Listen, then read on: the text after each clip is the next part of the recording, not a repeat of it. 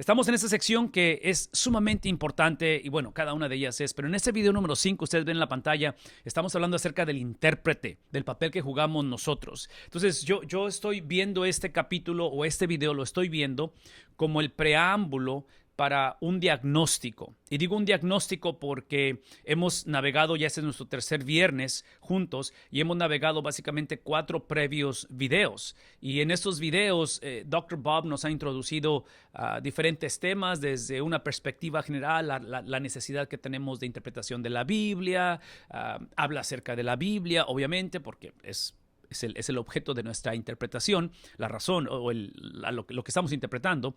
Pero antes de entrar en la metodología, él lo que está haciendo con este número 5, si están tomando nota o quieren poner ahí una referencia, el video número 5 para mí es una combinación como de advertencia y como de diagnóstico. Y digo advertencia y diagnóstico, espero que lo tomemos de una manera positiva, no negativa, en cuestión de advertencia, porque lo que está tratando de hacer él con esto es tratar de elevar o de crear o de traer a la superficie tal vez temas o componentes de la interpretación que normalmente nosotros no vamos a por naturaleza hablar, considerar e inclusive a reconocer. Y estoy hablando desde la perspectiva como intérprete, que esta metodología, él ha explicado varias veces en sus videos que la meta de estos cursos, y yo argumentaría que es la meta de cualquier cosa que hagamos en cuestión de interpretación y comunicación de la Biblia, la meta no es estar de acuerdo, la meta es saber cómo llegamos a la conclusión que llegamos. Estoy hablando de la interpretación de la Biblia, porque hemos explicado que todos somos intérpretes, todos interpretamos la Biblia, todos somos teólogos, todos tenemos una idea o un concepto de quién Dios es. El problema, el reto, no es interpretar la Biblia, aunque sí lo es. El problema o el reto no es que tengamos un concepto de Dios, lo cual todos los tenemos. El reto es no saber por qué creemos, no saber qué es lo que creemos y no saber por qué lo creemos. Una vez más, el reto es no saber qué es lo que creemos y la otra cosa es por qué lo creemos. Entonces, esos dos componentes estamos viéndolos como parte de la meta, de la razón por qué invertimos este tiempo, y deseamos que esta metodología que estamos por introducir en el video 6, después del 5, ya viene el 6 y empieza ahora sí a delinear la metodología. Lo que está haciendo Dr. Bob es simplemente introduciendo una metodología. Esta no tiene que ser la única. Él no está argumentando que esta es la manera de hacerlo. Es simplemente que esta cuestión de la interpretación de la Biblia, como la interpretación de cualquier otro documento que ustedes van a interpretar, sea algo que está en Facebook, sea interpretar una película que ven en Netflix, sea interpretar un texto de un amigo, toda interpretación debe tener un objetivo, una meta. Y menciono esto porque si la meta no está definida, es como luego decimos, ¿verdad? Si no tienes definida ese tiro al blanco, siempre le vas a pegar. ¿Por qué? Porque no tienes un objetivo, o sea, simplemente es lo que venga, como venga, de la manera en que venga. Entonces, no podemos hacer eso porque, otra vez, no es correcto, no es ético, en algunas ocasiones no es legal que yo saque mi propia interpretación de las cosas y simplemente yo las procese como yo quiera o como yo piense. Entonces, todo esto, una vez más, lo que hace Dr. Bob es invitarnos a considerar esta metodología, y una vez más, no es la única, pero lo que sí deja él en claro es el propósito de la metodología. Entonces, no estamos casados con la metodología que estamos estudiando, estamos casados con el objetivo, con la meta. Es como la vida cristiana. ¿Sí? En la vida cristiana estamos conscientes de que puede tener diferentes expresiones de la vida cristiana. Y digo expresiones porque, otra vez, una de las bellezas que yo disfruto mucho, el poder estar conectados básicamente 5 días de la semana a través de estos cursos, aparte de presentar la palabra del Señor, disfruto mucho lo que aprendo de las diferentes culturas, aspectos, pastores, misioneros, circunstancias. O sea, es un mosaico de diversidad la cual hacemos a través de la semana. Y menciono todo esto porque veo cómo se expresa el cristianismo, cómo se contextualiza, pero todo eso lo podemos negociar, lo podemos compartir, lo podemos celebrar. Lo que no podemos negociar, lo que no podemos en un momento dado cambiar es el cristianismo. Podemos cambiar la expresión del cristianismo, entonces pensar en que anteriormente nos reuníamos a una hora específica, en un lugar específico llamado templo para adorar al Señor, lo hicimos por mucho tiempo, se atraviesa la pandemia, entonces obvio que hemos estado limitados a la hora y al lugar de reunión, pero lo que no podemos negociar es el adorar. ¿Sí vemos la diferencia? Entonces, eso es lo que hace esta metodología. Espero que sea clara mi explicación y espero que eso nos aliente porque, una vez más, aquí el punto no es estar de acuerdo, aquí el punto es simplemente darnos la libertad de decir cómo llegaste a la conclusión a la que has llegado, de dónde proviene eso. E inclusive el reto o la invitación ha sido de que como seguidores de Jesús sea esa nuestra perspectiva conforme nos reunimos, ya sea domingo tras domingo o a manera personal o colectiva, de literalmente cuestionarnos de una manera saludable unos a otros. Entonces, ese domingo les encarezco, les invito a que al escuchar a sus pastores, al estar en sus congregaciones, literalmente se pregunten y digan de dónde sacó esa afirmación que acaba de hacer. No estás cuestionando la veracidad de la Biblia, ni estás cuestionando la integridad de la persona que está presentando. Simplemente estamos hablando de que necesitamos tener un sistema, porque ese es el punto. El sistema ya existe. No sistema de interpretación es sistema de interpretación. No sé si están de acuerdo conmigo en ello. Es como en las finanzas. No sistema de cómo manejar tus finanzas es un sistema. No sistema de sistema. Es simplemente que no es saludable y que no es bueno, ¿verdad? Entonces, pensemos de esa manera en cuestión de la palabra de Dios. No sistema de interpretación es un sistema. Y en este caso, otra vez, el punto aquí no es el sistema, el punto aquí es el objetivo, la razón. En este caso es la palabra de Dios, es la esencia del evangelio y eso no puede ser negociado. Lo que quiero hacer es básicamente iniciar esta mañana con la lectura de algunas de las preguntas que han mandado, otra vez que vienen de ver los videos de Dr. Bob, y esto es parte de la asignatura, ustedes lo saben. Necesito esas preguntas que me las manden, que me las pongan en el chat. Si no me las mandaron anticipadamente antes de la clase, tenemos que ponerlas en el chat y es parte de lo que estamos asignando porque eso nos ayuda a procesar precisamente los videos, el conocimiento que está ahí. Rápidamente, quiero que veamos algunas de esas preguntas. Una de ellas dice, ¿cómo puedo llegar a conocer la intención del autor original? ¿Existe algún criterio o alguna metodología en este caso cómo llegar a conocer el autor original? Bueno, una de las cosas que vamos a ver ahorita y en este video número 5 lo vamos a ver en detalle y Dr. Bob lo ha explicado, es esta pregunta de cómo llegar a conocer la intención del autor original.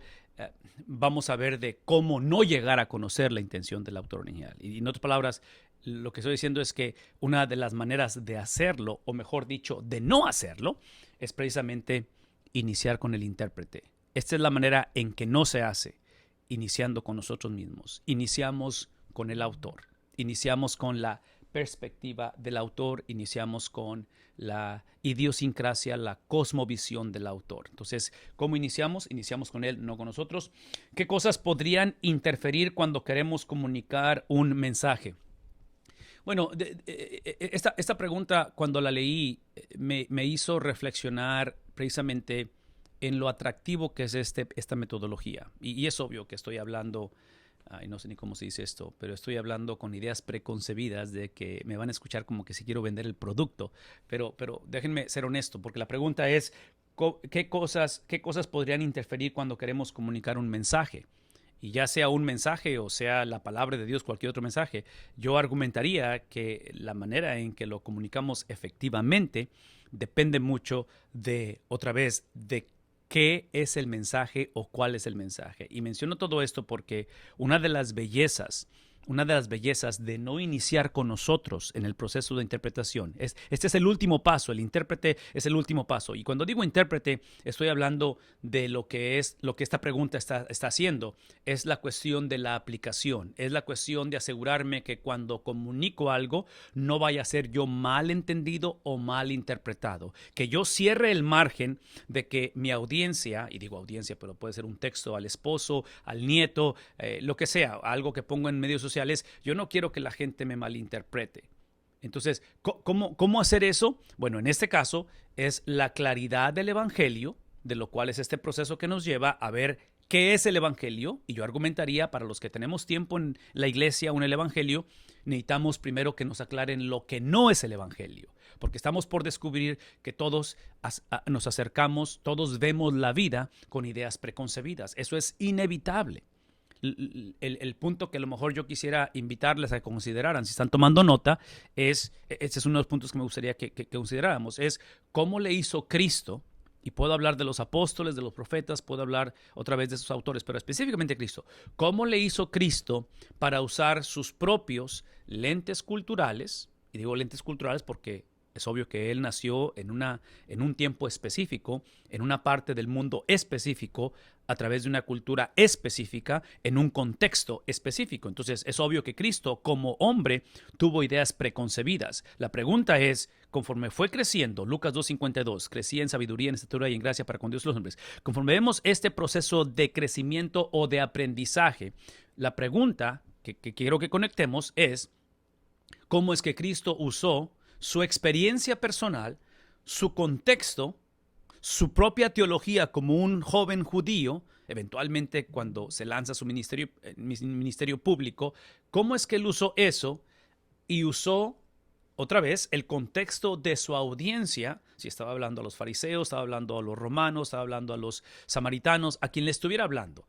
Cuando le habla, ¿cómo usó él esas diferencias culturales, generacionales, tal vez de idioma, lo que haya sido? Vean la palabra clave. ¿Cómo usó esas diferencias como ventaja en lugar de, otra vez, de obstáculo? No sé si me estoy explicando bien. En otras palabras, lo que vemos en Cristo es que Cristo siempre usó el contexto sin aprobar todo lo que pasaba en el contexto. Entonces tienes una mujer que es tomada en el acto de adulterio. Es un contexto, es una mujer, es un contexto de cómo la ley se aplica, cómo es vista la mujer, cómo se ve la cuestión de la inmoralidad. Todo eso es contextual, ¿verdad? Entonces la pregunta es, ¿cómo es que Cristo usa ese contexto sin aprobar el contexto? No está probando el adulterio, no está probando, o sea, ¿sí me explico? Entonces, ¿cómo le hace él para usar ese contexto, tomando la verdad central de la palabra de Dios y conectándolo? ¿Cómo hace eso él? Yo argumentaría, es lo que vamos a ver ahorita con las notas, yo argumentaría, y eso sería mi respuesta a la pregunta de cómo lidiar con los obstáculos, es otra vez, es que cuando sabemos, cuando conocemos, cuando abrazamos, cuando creemos en la centralidad y la unidad del mensaje de la Biblia, eso implica que no se trata de lo que tú piensas y lo que yo pienso de la Biblia. Una vez más, no se trata de lo que tú, en otras palabras, lo que no podemos seguir haciendo, porque yo diría que ese es uno de los obstáculos, regresando a la pregunta, ¿qué cosas podrían interferir cuando queremos comunicar un mensaje? Si la interpretación de la Biblia va a iniciar con abrir la palabra de Dios o abrir un libro o abrir un estudio bíblico, lo que hacemos, y simplemente sentarnos alrededor de una mesa o alrededor de Zoom y preguntarnos, ¿qué piensas tú de ese pasaje? ¿Cuál es tu opinión acerca? Si esa va a ser el principio de la conversación, va a estar muy difícil, que el mensaje sea comunicado. ¿Por qué? Porque en la palabra de Dios, como en cualquier otro documento, algo en Facebook, algo a través de un documento legal, de un documento tal vez de la escuela, no podemos iniciar con lo que yo pienso de lo que estoy leyendo. Es importante lo que yo pienso, pero lo que yo pienso, y en el caso de la palabra de Dios, aquí está una de los distintivos, lo que yo pienso es irrelevante porque la autoridad de la Biblia no está en lo que yo pienso. Déjenme regresar el cassette. Sí está en lo que yo pienso, siempre y cuando sea lo que yo pienso del mensaje de la Biblia. No sé si estoy siendo claro en ello. En otras palabras, si yo no sé lo que la Biblia dice, no tengo el derecho de expresar lo que pienso de él. Pero ya cuando he descubierto lo que la Biblia dice, lo que la Biblia implica o quiso decir, ahora tenemos la libertad de expresar lo que pienso, porque mis pensamientos es lo que yo diría es la aplicación de ello. Y la aplicación va a variar, cómo lo presentamos, cómo lo encarnamos, pero la autoridad no está en la aplicación. La autoridad está en lo que el autor original, que una vez más, están tomando nota, esto es importante, el autor original de la Biblia es el Espíritu Santo. Entonces, basado en esa autoridad divina, suprema, es donde está la autoridad. Entonces, independientemente si estoy hablando con niños, con jóvenes, con ancianos, estoy en el sur de África, si estoy en cualquier otro contexto, donde quiera que esté, el mensaje no puede cambiar. Como lo expresamos, eso tiene que cambiar, definitivamente. Porque otra vez, por los contextos. Una más, antes de irnos a las notas. ¿Cómo se puede resolver el problema de definir los conceptos centrales? Otra vez, y aquí es donde, aquí en esta pregunta, lo cual es sumamente interesante, estamos hablando de los conceptos centrales y voy a asumir, no estoy seguro, pero voy a asumir de que esa pregunta tiene que ver con lo que Dr. Bob presenta como los pilares del cristianismo. No sé si recuerdan que él hace una referencia donde cuáles son las creencias, los valores, las doctrinas que si las negociamos dejamos de ser cristianos o el cristianismo desaparece. Y él hace un tipo de categoría o categoriza donde hay doctrinas que son las no negociables y luego de ahí viene a lo que viene siendo secundario o terciario. La recomendación que él hace, ahorita la vamos a ver aquí, es de que en las primarias ahí no hay vuelta de hoja. O es eso o no es nada. O sea, o eso define el cristianismo o la persona simplemente no conoce de Cristo.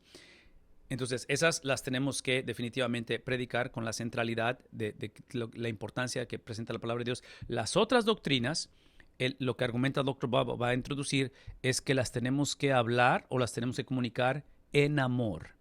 En amor. ¿Por qué? Porque ese preámbulo de amor es lo que crea esa flexibilidad de poder, otra vez, no estar de acuerdo en todo, en todo el concepto. En este caso estoy pensando en prácticas como gobierno de la iglesia. O sea, cómo se estructura una iglesia. Yo argumentaría que eso no determina que la persona sea cristiana o no. Yo pienso que el gobierno de una iglesia potencialmente puede ser negociado. Lo que yo no negociaría o lo vería como una doctrina primaria es la cuestión de quién califica para liderar la iglesia. Tal vez el gobierno puede ser negociable, pero en este caso, ¿quién liderea? ¿Quién está al frente? Eso yo no lo vería como negociable porque entonces nos metemos en problemas ahí en algún momento. Ok, tengo más preguntas, vamos a tocarlas en un momento, nada más quiero que me esperen tantito porque necesitamos tocar algunos de los temas aquí. Espero que tengan sus notas otra vez, no sé si tienen la habilidad de poder estar viendo la transmisión, escuchando, abrir sus computadoras y abrir las notas, no lo sé, pero por eso es que estoy usando la televisión esta mañana porque quiero asegurarme que estamos comunicando el mensaje. Si están tomando notas, definitivamente esto también es importante, así es que queremos que seamos parte de ello. Hablando del intérprete, rápidamente, ahí en sus notas, lo que tenemos que considerar, y aquí Dr. Bob introduce varios factores con respecto a quiénes somos, quiénes somos como intérpretes. Y la verdad que le establece al principio es que todos, sin excepciones, como dijimos hace rato, estamos limitados. Todos estamos limitados. Y digo limitados no en un sentido negativo, pero limitados en entender que simplemente, no solamente no somos seres infinitos, somos seres finitos, pero las limitaciones que tenemos es lo que precisamente nos hace ser lo que somos. Entonces es parte de nuestros distintivos. Por eso no quiero que escuchen la palabra limitados como algo negativo. Quiero que escuchen estas limitaciones como algo inevitable que nos hace ser lo que somos. Y esto es importante en la interpretación de la Biblia porque estas limitaciones, vean lo que voy a decir, estas limitaciones eventualmente salen a flote, eventualmente influyen cómo procesamos el mensaje de la palabra de Dios. Algunas de ellas, si están tomando notas, una vez más, es el tipo de personalidad. El tipo de personalidad, es obvio que esas personalidades varían, es obvio, no tengo que explicar que cada uno de nosotros tenemos ciertos distintivos. Y otra vez, no escuchen de mí que la Biblia aprueba la manera en que somos o nuestras limitaciones. No es tanto que la Biblia los apruebe, es simplemente que esa es la realidad. Tenemos cierto tipo de personalidad y estamos convencidos que dependiendo en el tipo de personalidad es que eventualmente va a afectar o va a reflejarse en cómo interpretamos la visión personal del mundo o la idiosincrasia o la cosmovisión. En inglés se dice worldview, la manera en que vemos la vida. Definitivamente eso va a influir cómo vemos la vida. Cuando escuchamos y la Biblia nos presenta esos componentes que se dicen en la teología antropomorphokis, de lo que viene siendo cuando a Dios se le da componentes humanos, la mano de Dios, el dedo de Dios, el oído de Dios. Es obvio que Él es espíritu, Él no tiene todas cosas, pero hablar de esos componentes eventualmente, dependiendo en cómo vemos la vida, pensar en Dios como Padre, ¿sí? ¿Cuál es mi perspectiva de un padre? Eso va a influir en cómo entiendo o proceso que Dios se ha presentado como un padre. En fin, la tercera de ellas son las experiencias personales. Otra vez, van a influir, es inevitable. La invitación esta mañana, y otra vez, esto va a sonar un poquito prejuicioso, pero eso es lo que yo creo y entiendo que está invitándonos a hacer el estudio de hoy.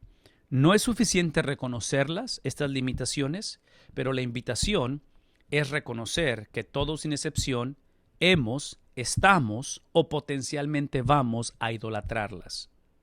Esto que estamos hablando aquí, estos distintivos. En otras palabras, eventualmente mi carácter, eventualmente de dónde vengo, eventualmente lo que me ha pasado, eventualmente mis dones espirituales, si no tenemos cuidado, van a tener supremacía sobre el texto, sobre la palabra de Dios. Entonces, es obvio que si soy guiado por mis preferencias personales o mis distintivos, lo que va a suceder es que voy a empezar a escoger del texto lo que más me atrae, lo que me conviene, lo que me es fácil leer o creer y cosas por el estilo. Una de las recomendaciones que se han hecho anteriormente es precisamente el predicar o estudiar la Biblia a través de libros de la Biblia, no tanto temáticamente, no tanto buscar temas de que hablemos de esto, hablemos de aquello, nada malo hacer con eso, pero cuando tú predicas, para los que tenemos el privilegio de predicar o estudiamos la Biblia, en la predicación que se le llama expositiva, o sea, leer a través o estudiar o predicar a través de libros de la Biblia, lo que te ayuda y te forza como intérprete, como comunicador, es lidiar, es tocar, es navegar temas que si me los dejaras a mi preferencia, yo no los quisiera tocar. Y estoy hablando porque es obvio que mi personalidad, mi idiosincrasia, mi experiencia personal, las cosas que me atraen, mis dones espirituales, de dónde nací, en dónde nací, de qué género. O sea, todo eso influye de tal manera que la predicación expositiva, el predicar a través de libros de la Biblia me va a forzar, una vez más, a lidiar con pasajes que de otra manera yo probablemente hubiera tratado de evitar o simplemente no los considero relevantes de acuerdo a mi manera de entender esto. La educación paterna, otra vez, quiénes fueron mis padres, denominacional para los que nacimos o crecimos en iglesia, y eventualmente podemos hablar de pecados personales. Podemos hablar de cuando me ha tocado estar en iglesias y trabajar en iglesias por los últimos 30 años, una de las controversias que ha habido, que vamos a tocar ahorita más adelante, es la cuestión de lo que califica o descalifica a un pastor, a un diácono, a una persona que está liderando la iglesia. Y hablamos de personas que han atravesado por el divorcio. El divorcio descalifica, califica, le permites a la persona que regrese. O sea, ¿qué es el concepto? ¿Qué es la teología de ver las cualidades que califica? Entonces, son temas que potencialmente están basados en experiencias personales. La pregunta no es qué te pasó, la pregunta no es si es tu tercer matrimonio, la pregunta no es si tu divorcio fue antes de que te convirtieras al evangelio o sintieras el llamado. La pregunta es, ¿qué dice la Biblia? Esa es la pregunta, ¿qué dice la Biblia? Y de acuerdo a lo que la Biblia enseña, entonces es que tu experiencia personal, tus dones espirituales, tu cosmovisión, tus inclinaciones, tus dones espirituales se someten a ello.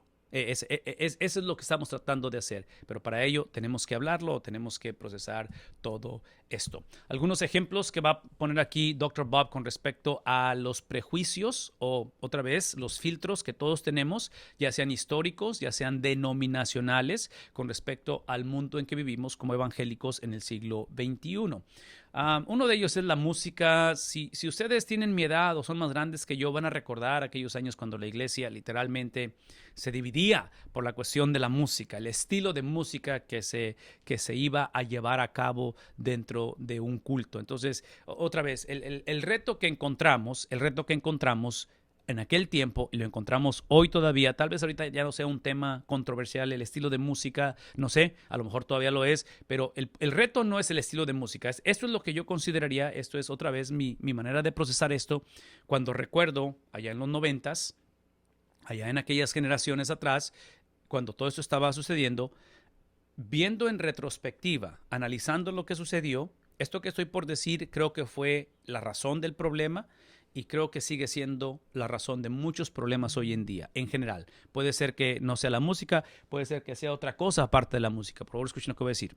En aquellos tiempos y hoy en día, por la falta de una interpretación correcta de la palabra de Dios, asumiendo que creemos que la autoridad está en la palabra de Dios, ¿verdad? Eso es lo que estamos asumiendo, no en la interpretación mía de ella, pero en la palabra de Dios. Como había confusión en ello y existe confusión hoy en día, el producto de ello es cuando la iglesia, al tener otra vez malos entendidos, lo que produce confusión entre lo que llamamos teología o doctrina y lo que llamamos prácticas, sistemas o la expresión de la teología de la base bíblica. Entonces, cuando eso no está claro y la iglesia potencialmente los fusiona o los intercambia, cuando existe todo eso por la falta de un conocimiento claro de la palabra de Dios, cuando hay confusión en eso, es cuando tienes este tipo de problemas, porque mucha gente, al no saber la distinción entre teología y metodología, cuando no sabemos la distinción de ello, cuando vemos la expresión de algo, en este caso el estilo de adoración, pensamos que eso es teología, cuando la teología es la adoración, pero el estilo, cómo se expresa, cómo lo vives, en un momento dado es lo que causa esa confusión, una vez más. Entonces, piensen ahorita, por ejemplo, en cuestión de que hay gente hoy en día, y si estoy por hablar de ti, conforme escuchamos o nos reunimos esta mañana, no lo hago con la intención de lastimar a nadie, pero hay gente que literalmente piensa o cree que un culto virtual realmente no es un culto, que tiene que ser presencial, que tiene que ser en un santuario y que tiene que ser en domingo, que tiene que ser a cierta hora. Otra vez, yo en lo personal no estoy en contra de reuniones presenciales, obviamente dentro de los parámetros que se nos han establecido para protección mutua, pero ¿será posible que la iglesia es potencialmente la última que está aprendiendo a navegar las olas que el Señor permite? A lo mejor no las cree Él todas, pero que permite que se formen en la cultura ciertas olas. Piensen en alguien que está surfeando, ¿verdad? Esos que traen las tablas de surfear y que su trabajo no es crear olas, es simplemente subirse a la ola. Entonces, ¿será posible que la iglesia, cuando desconoce la diferencia entre teología, lo que la Biblia dice, y la experiencia o el privilegio de expresarla, ¿sí? De expresarla, de encarnarla, ¿sí? Cuando no sabemos la diferencia de ello, es cuando, otra vez, potencialmente vemos la cuestión presencial de un culto, la cuestión virtual de un culto, y mucha gente puede o podemos tener la mentalidad de que decimos, eso de virtual, yo nada más no le hago lo virtual, yo nada más no, o sea, en fin, ahí es donde potencialmente esas expresiones o esas preferencias personales van a precedir, van a estar por encima de, ¿sí? El otro componente o la otra parte de la moneda, o dándole la vuelta a la conversación, es lo opuesto, es pensar que el simplemente congregarnos automáticamente lo hace un culto para el Señor, sin que haya sustancia, sin que haya contenido, sin que haya mensaje. Entonces, eventualmente idolatramos la forma, la expresión, la metodología a expensas del contenido. Entonces, ahí es donde tenemos que aprender a balancear esto, tenemos que ver cómo es que Cristo va a manejar esto, cómo es que Cristo va a navegar esto, porque es el ejemplo supremo y obviamente el resto de la Biblia ilustrando todo esto. No sé si eso tenga sentido o estoy explicando esto claramente, pero una vez más, otra vez, teología, metodología, lo que es Biblia, lo que son sistemas, todo eso, ahorita estamos en una época en que los sistemas están siendo recreados, reestablecidos y potencialmente están creando bastante dificultad en ello.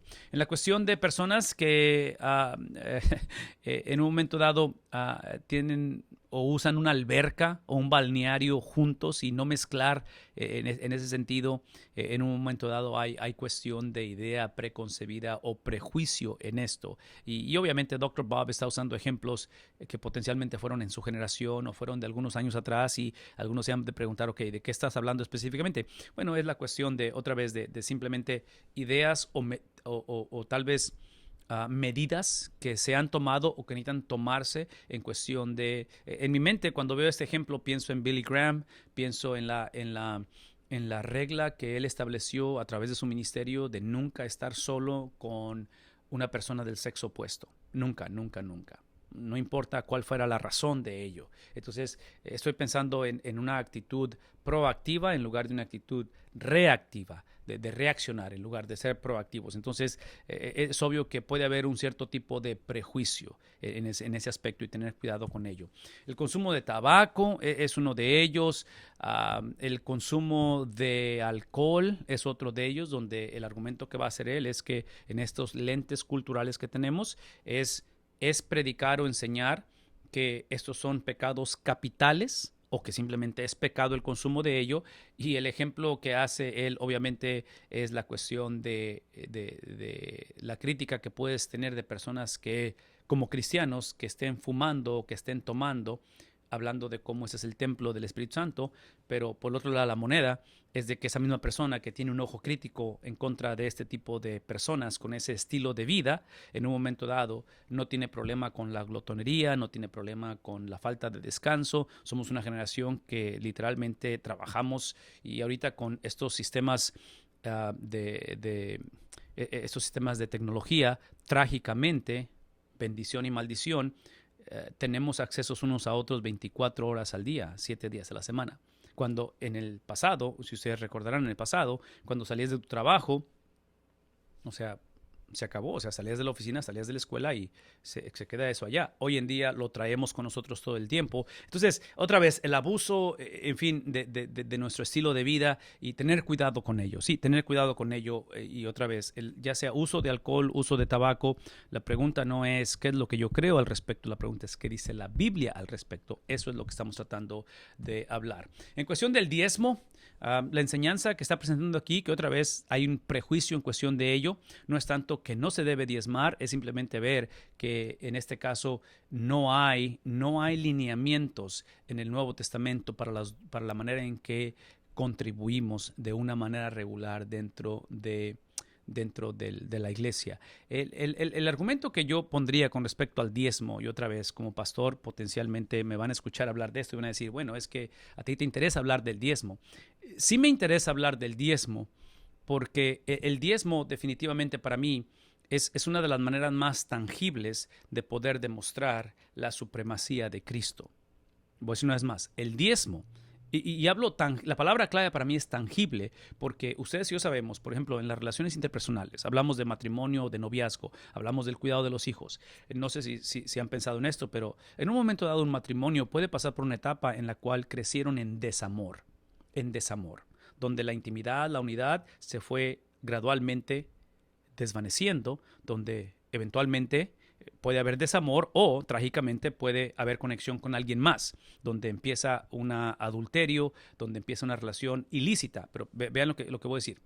Trágicamente muchas veces cuando eso sucede, estoy comparando tangible con no tangible, es de que en lo no tangible estoy hablando de emociones, de sentimientos. Entonces potencialmente puede haber desamor, puede haber, en este caso, la relación con una iglesia. Eventualmente empiezo a sentir frialdad con la palabra de Dios. Ya no tengo esa pasión, ese deseo. Entonces, son cosas que sentimos, ¿verdad? Son no tangibles. Entonces, muchas de las veces lo no tangible, lo que sentimos, los pensamientos, los sentimientos, es un poquito más difícil de identificarlos muchas de las veces. Muchas veces no entendemos por qué ya no me atrae, ya no quiero estar ahí, ya no quiero estar con ella. Muchas veces no lo entendemos.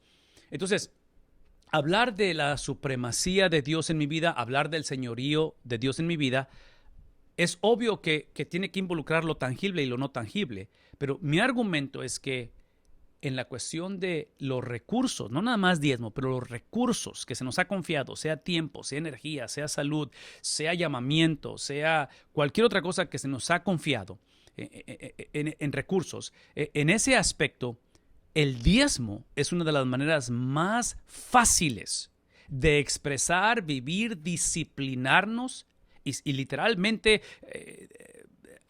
hablar de las prácticas o las disciplinas que manifiestan la supremacía de Cristo. ¿Por qué? Porque lo que enseña la palabra de Dios, inclusive en cuestión del evangelio, que es lo que está en la pantalla, es precisamente el concepto de mayordomía.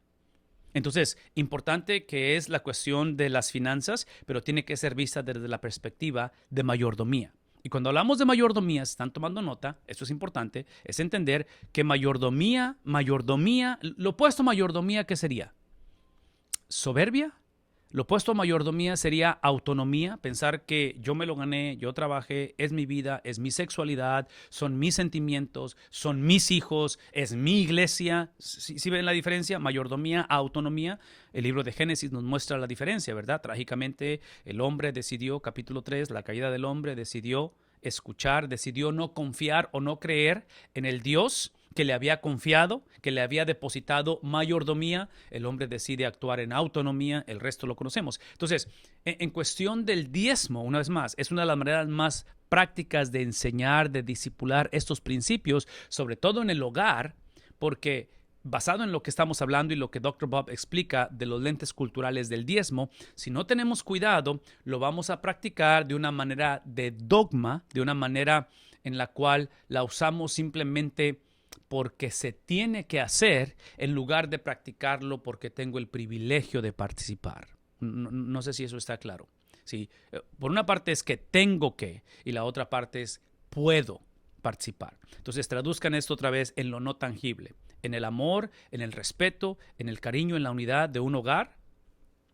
Puede ser la cosa de que los hijos se sometan porque tienen que someterse, porque están amenazados, porque hay abuso en el hogar o X. Pero ¿no sería lo ideal que hubiera hijos y hubiera una relación en el hogar donde no es tanto que tengo que someterme, pero es que puedo someterme, tengo el privilegio de unirme? En fin, menciono todo esto porque otra vez en la cuestión de los recursos, hablando en esta cuestión de la mayordomía, lo que entendemos en este concepto, y si están tomando nota, es un principio que tiene que ver con el 10-10-80. Es entender que el primer 10% de tu ingreso, cualquiera que sea, porque aquí el punto no es la cantidad, aquí el punto es el principio de la cantidad. Y cuando hablamos de ese principio, estamos hablando de que el primer 10% es para enriquecer la vida de alguien más. Y eso se le llama diezmo porque la iglesia existe para bendecir a otros. Esa es la razón que existimos. Es decir, si piensan en términos de la salvación, ¿sí? La salvación se nos ha depositado, se nos ha entregado para que otros sean salvos. La salvación no es porque simplemente Dios quiere que evitemos el infierno y vayamos al cielo. La salvación es simplemente para que a través, es lo que existe desde un principio, ¿no es cierto? El elegir a Abraham es para elegir a su familia, es para elegir una nación, es para elegir literalmente al mundo. Entonces, ese principio de una manera teológica, conceptual, de una manera de principio, tiene que manifestarse en el resto de la vida. Entonces, una vez más, sueñen conmigo con una generación de hombres, de mujeres, sueñen conmigo con una generación de ancianos, de jóvenes, de niños, donde estos principios los creemos, los abrazamos y los expresamos. Y yo argumentaría, el diezmo es una manera más fácil de hacer esto, especialmente para los jóvenes. Y yo sé que ustedes como jóvenes, y digo jóvenes, pero sí, eso es lo que yo considero joven, los que nacieron del 80 para acá, de 1980 para acá, que es lo que se le considera millennials y la generación Z. Ustedes son la generación más grande en cuestión numérica, población, más grande que ha habido en la historia de la humanidad. Ustedes son una generación en la cual amamos como padres, como abuelos, les amamos a ustedes, pero este principio que estoy explicando les va a hacer mucho bien si lo podemos abrazar de una manera personal y que se traslade de una manera colectiva.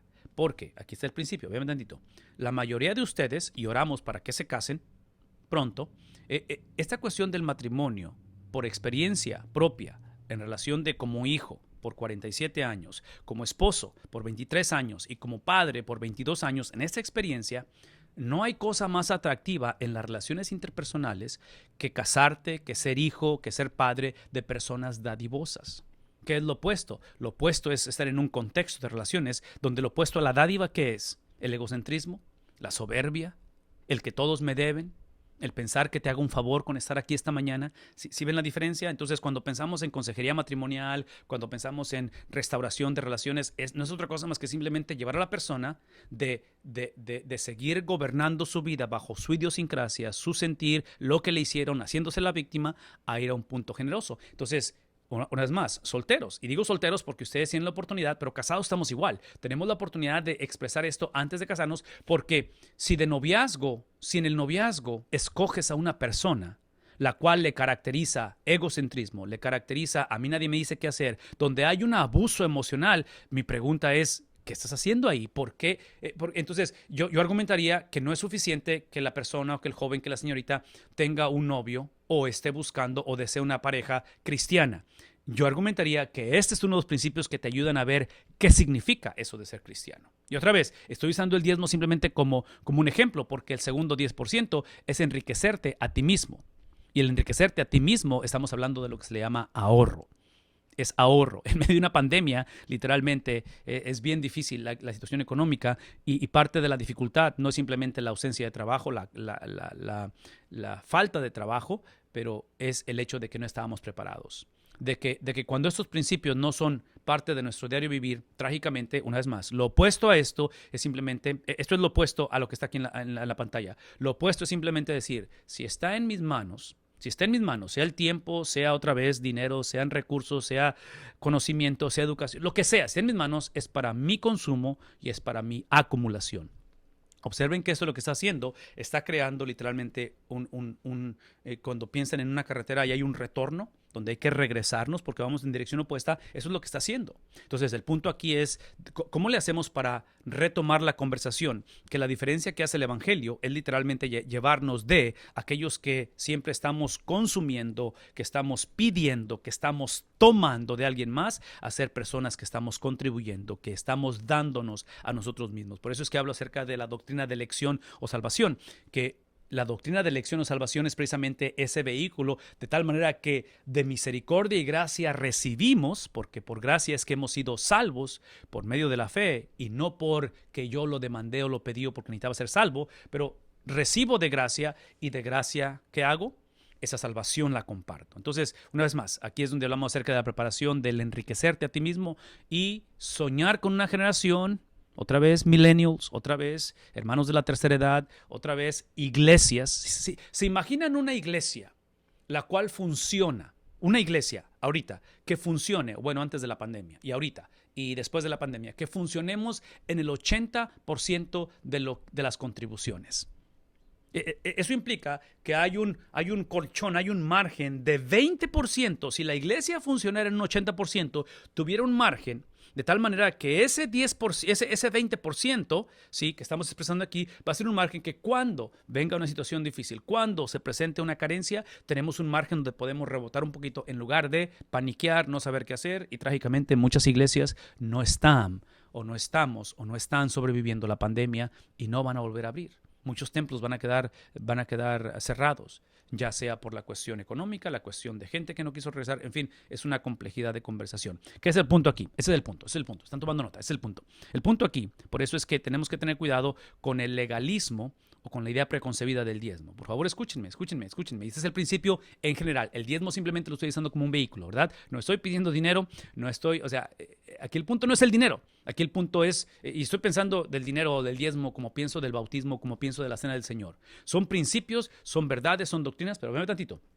Esas doctrinas, esos principios tienen que tener una base, y la base es la intención del corazón. ¿Qué estoy diciendo? Que en el caso, por decir, de la cena del Señor la puedes practicar y tomar cada semana, cada 3 días, pero si no eres una persona regenerada, si tu corazón ha sido cambiado por Cristo, no hay nada mágico en un pedazo de pan o de galleta o en una copa de jugo o lo que estés usando, ¿me explico? Es el simbolismo de qué estoy diciendo. Ahorita no traigo mi anillo, pero típicamente traigo mi anillo de matrimonio, ¿sí? El hecho de que no traigo anillo, ¿implica que soy soltero? No, porque el anillo no es lo que me hace estar casado a mi esposa. ¿Qué cosa? Es el símbolo. ¿Qué es lo que hace que esté casado a mi esposa? Aparte del documento legal, es el corazón que anhela la compañía de ella, que anhela, otra vez, caminar juntos. Entonces, traduzcan esto en la cuestión del Señor.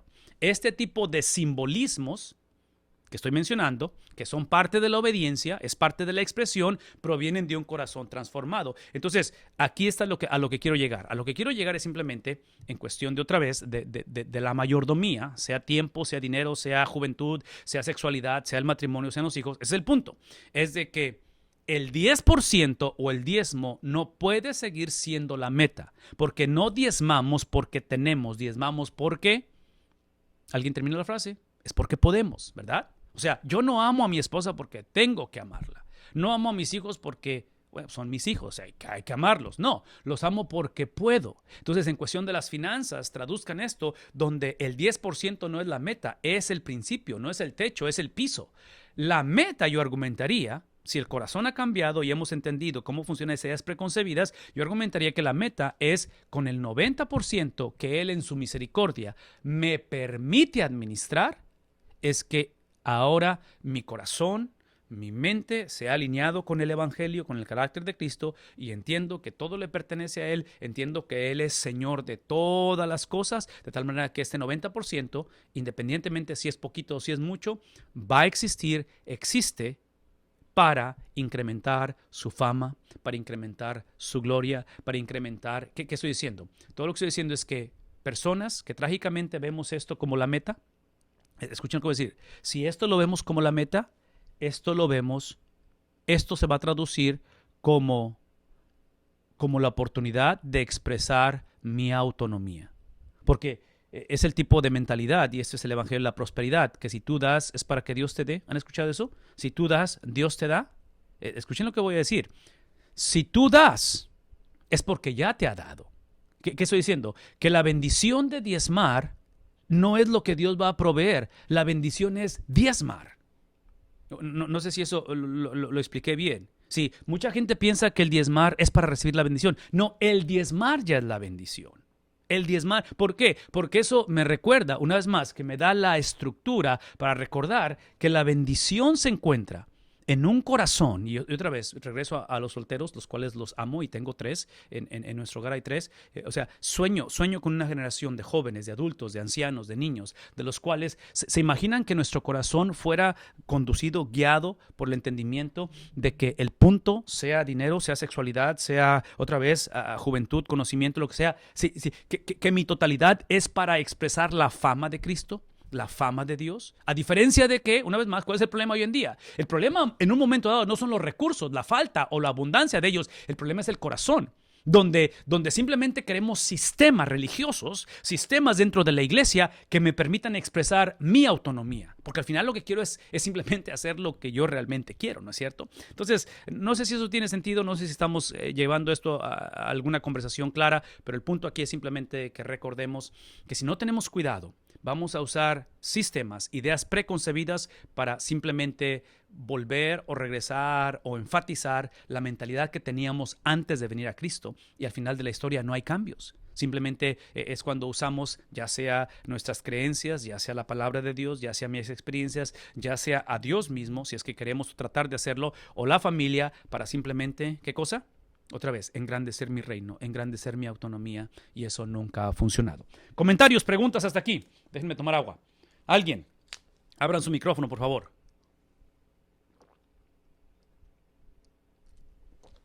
No hay comentarios, no hay preguntas. Entonces le seguimos. Perfecto. Otras de las ideas preconcebidas que vamos a encontrar aquí va a ser la cuestión de matrimonios interraciales, que trágicamente otra vez gente lo ha basado en pasajes de la Biblia específicos como en Levítico, en Esdras, en Nehemías, el cual el punto nunca fue interracial, pero interreligioso. Entonces, lo que Dios establece desde un principio es que no se mezclen con aquellos de otra idiosincrasia o cosmovisión. Y trágicamente, el pueblo de Dios va a hacer caso omiso, de tal manera que hoy en día, en un contexto de demasiado prejuicio, en un contexto de, otra vez, de autonomía, y bueno, la cuestión racial que siempre ha existido, en un momento dado es otra vez, es la cuestión de supremacía, y aquí está otra vez el punto, el énfasis de esto, especialmente en aquellos que profesamos fe en Jesús. El problema del prejuicio o del racismo es no entender el plan redentor de Dios. Porque voy a decir una vez más, el plan redentor de Dios, que es en el cual nos beneficiamos nosotros y somos el producto de ello. O sea, la salvación del hombre es simplemente que en su misericordia y en su intervención divina nos concede unirnos a ese plan redentor de Dios. Entonces, eso implica que no se trata de que seamos salvos. Sí, ser salvo no es simplemente la garantía o la seguridad de evitar el infierno, de evitar una pandemia. Ser salvos es simplemente que ahora mi vida tiene un propósito diferente y ese propósito no es el mío. Eso es parte de la salvación. ¿Qué estoy diciendo? Que ese propósito es el plan redentor de Dios. Entonces, lo que hace esta cuestión de, otra vez, de ideologías o de mentalidades de interraciales o en cuestión de prejuicios de unos con otros, es simplemente pensar que Cristo murió por mí y que lo que Dios quiere es a mi persona. No, Cristo no murió por mí. Cristo murió por la humanidad. Yo simplemente soy un ser humano. Y la salvación de mi alma es para la humanidad, es por el resto de la humanidad. Entonces, menciono todo esto porque otra vez, esa es una de las cosas que hoy en día es un problema serio. Hay muchas diferencias, hay muchas maneras en que nos etiquetamos unos a otros. Hablé hace rato acerca de los millennials, de los generación Z y eventualmente vienen otras generaciones. Y esas diferencias generacionales, si no tenemos cuidado, en el nombre de interpretación de la Biblia, en el nombre de la Biblia, las usamos otra vez, para atacarnos unos a otros. Otro de los puntos que menciona ahí es el momento del bautismo, la metodología, quién lo administra, cómo se administra. Si no tenemos cuidado, esta metodología la traducimos como teología y va a ser un problema eso. La cuestión de la celebración de la Navidad, del Halloween, otra vez, todo esto son cosas que potencialmente, si no tenemos cuidado, hay una diferencia entre teología, Biblia, doctrina y la expresión. En este caso, expresión, cuando hablo, es cultura. Es otra vez, es simplemente los sistemas que tenemos. Y si no tenemos cuidado, otra vez empezamos a idolatrar todo ello. La pregunta es, ¿qué hacer?